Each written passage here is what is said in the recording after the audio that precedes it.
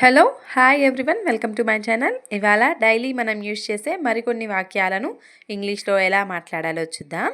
వీడియోని స్కిప్ చేయకుండా ఎండ్ వరకు చూసేయండి. తప్పకుండా మీకు ఉపయోగపడుతుందనే అనుకుంటున్నాను. ముందుగా నేను యూట్యూబ్లో ఒక వీడియో చూస్తున్నాను.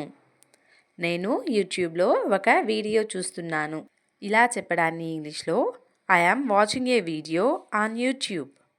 I am watching a video on YouTube అని చెప్తూ ఉంటాము.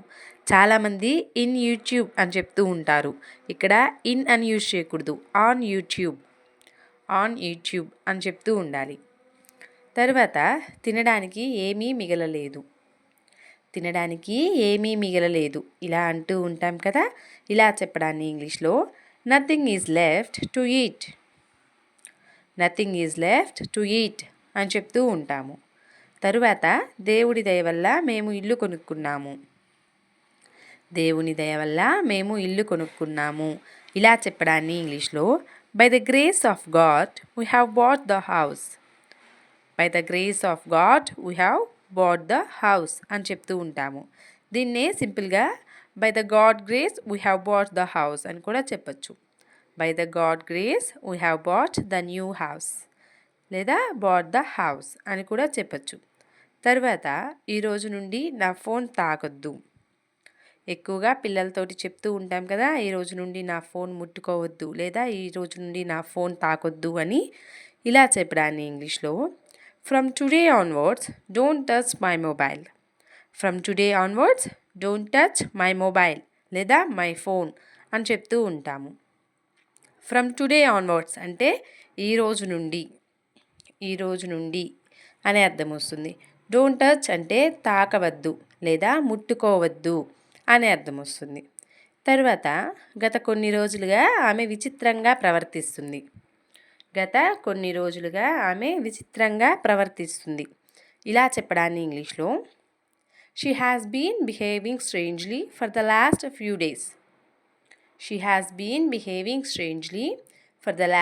ఫ్యూ డేస్ అని చెప్తూ ఉంటాము. తర్వాత నా ఫ్రెండ్స్ అందరూ ఒకరి తర్వాత ఒకరు పెళ్లి చేసుకున్నారు. ఇలా చెప్పడాన్ని ఇంగ్లీష్లో my all friends got married one after another అని చెప్తూ ఉంటాము. తర్వాత ఈ రోజుల్లో డబ్బు లేకుండా బ్రతకడం చాలా కష్టం. ఇలా చెప్పడాన్ని ఇంగ్లీష్లో నవేడేస్ లివింగ్ వితౌట్ మనీ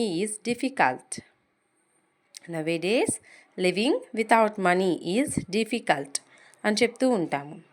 తరువాత ఆమె తన కన్నీటిని ఆపుకోలేకపోయింది.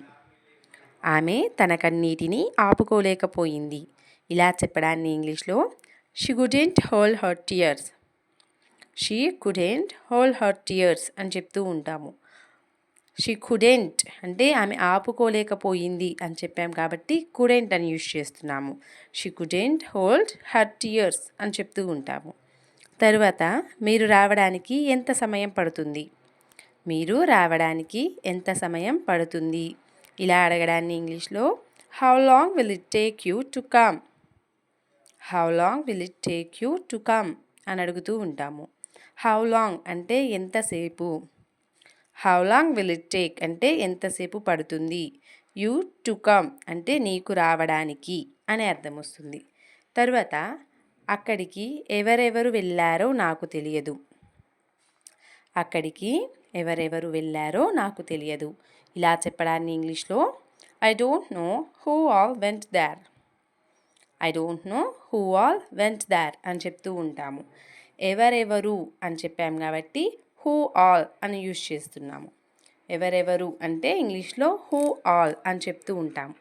అదే ఏవేవి అని చెప్పాలి అనుకుంటే ఇంగ్లీష్లో వాట్ ఆల్ అని చెప్తూ ఉంటాము. తర్వాత చాలా రోజుల నుండి నీతో మాట్లాడాలని అనుకుంటున్నాను. ఇలా చెప్పడాన్ని ఇంగ్లీష్లో I want to talk to you since many days అని చెప్తూ ఉంటాము. తరువాత ఈరోజు చికెన్ ఫ్రైడ్ రైస్ చెయ్యి. ఈరోజు చికెన్ ఫ్రైడ్ రైస్ చెయ్యి. ఇలా చెప్పడాన్ని ఇంగ్లీష్లో make chicken fried rice today. Make chicken fried rice today అని చెప్తూ ఉంటాము. తర్వాత మా ఇల్లు అతని ఇంటి ఎదురుగానే ఉంది. మా ఇల్లు అతని ఇంటి ఎదురుగానే ఉంది. ఇలా చెప్పడాన్ని ఇంగ్లీష్లో my house is just opposite to has house. My house is just opposite to has house అని చెప్తూ ఉంటాము. తరువాత నీ దగ్గర కొంత డబ్బు ఉందా. నీ దగ్గర కొంత డబ్బు ఉందా ఇలా అడగడాన్ని ఇంగ్లీష్లో will you have some money. Will you have some money అని అడుగుతూ ఉంటాము. తరువాత మనం ఇది వీలైనంత త్వరగా చేసేద్దాం. మనం దీనిని లేదా ఈ పనిని వీలైనంత త్వరగా చేసేద్దాం. ఇలా చెప్పడాన్ని ఇంగ్లీష్లో let us do it as soon as possible. Let us do it as soon as possible అని చెప్తూ ఉంటాము. తర్వాత నాకు నిన్న ఆరోగ్యం బాగాలేదు. నాకు నిన్న ఆరోగ్యం బాగాలేదు ఇలా చెప్పడాన్ని ఇంగ్లీష్లో I was sick yesterday. I was sick yesterday అని చెప్తూ ఉంటాము. పాస్ట్ టెన్స్లో ఉంది కాబట్టి నాకు నిన్న ఆరోగ్యం బాగలేదు అంటే పాస్ట్ టెన్స్లో ఉంది కాబట్టి వాజ్ యూజ్ చేస్తున్నాము.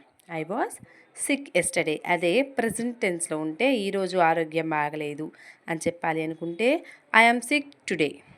ఐ యామ్ సిక్ టుడే అని చెప్తూ ఉంటాము. తర్వాత మసాలా పదార్థాలు అంటే నాకు పడదు. మసాలా పదార్థాలు లేదా మసాలా ఆహార పదార్థాలు అంటే నాకు పడదు ఇలా చెప్పడాన్ని ఇంగ్లీష్లో spicy food is not my cup of tea. Spicy food is not my cup of tea అని చెప్తూ ఉంటాము. కప్ ఆఫ్ టీ అనేది ఇడియమాటిక్ సెంటెన్స్ అనమాట. ఇడియమాటిక్ ఫ్రేజ్ కింద వస్తుంది. తర్వాత నేను ఈ విషయం ఎవరికి చెప్పాలి. నేను ఈ విషయం ఎవరికి చెప్పాలి ఇలా అడగడాన్ని ఇంగ్లీష్లో whom I have to tell this matter. whom I have to tell this matter అని చెప్తూ ఉంటాము. తరువాత అతను కొన్నది అదే. అతను కొనింది అదే ఇలా చెప్తూ ఉంటాం కదా. ఇలా చెప్పడాన్ని ఇంగ్లీష్లో that's what he bought. That's what he bought అని చెప్తూ ఉంటాము. లాస్ట్ వన్ ఈజ్ ఆమె పెళ్లి చేసుకోవాలని ఆలోచిస్తుంది. ఆమె పెళ్లి చేసుకోవాలని ఆలోచిస్తుంది ఇలా చెప్పడాన్ని ఇంగ్లీష్లో she is thinking of getting married.